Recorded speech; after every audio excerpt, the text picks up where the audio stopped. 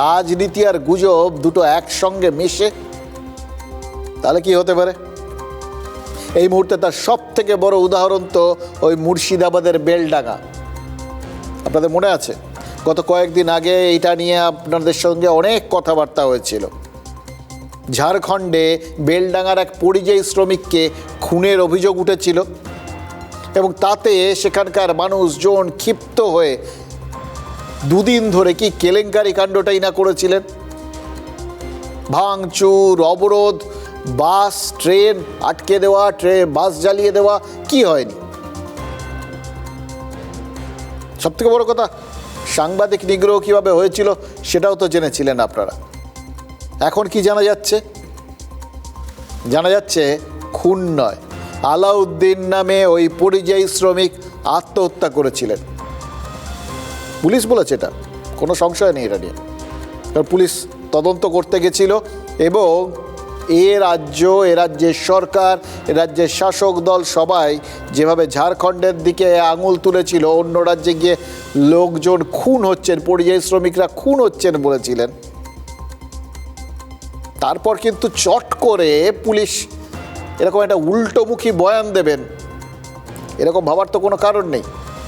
তারা যখন দিয়েছেন তখন মানতে হবে এটাই সত্যি ঘটনা। এবার তাহলে তো প্রশ্ন উঠবে যে একটা আত্মহত্যাকে কেন খুন বলে প্রচার করা হয়েছে? দেখুন, উস্কানি দিয়ে রাস্তা আটকানোর অজুহাতে পুলিশ ইতিমধ্যেই শওকত আলী বলে একজনকে গ্রেফতার করেছে। বেলডাঙ্গার শওকত হোয়াটসঅ্যাপে ওই শ্রমিকের মৃত্যুকে খুন বলে প্রচার করেছিল এবং প্রতিবাদ করার জন্য হিংসাত্মক আন্দোলন দরকার এবং তার পেছনে উস্কানি দিয়েছিল। স্টেশন বাজার সব জ্বালিয়ে দিতে বলেছিল।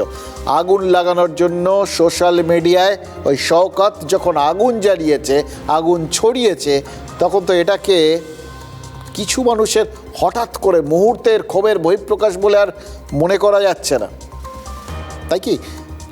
আপনাদের মনে হচ্ছে এরপরেও যে হঠাৎ করে এই মানুষজন তারা ক্ষোভে একটা প্রতিবাদ করতে গিয়ে তারা মানে হিতাহিত জ্ঞান শূন্য হয়ে গেছিলেন?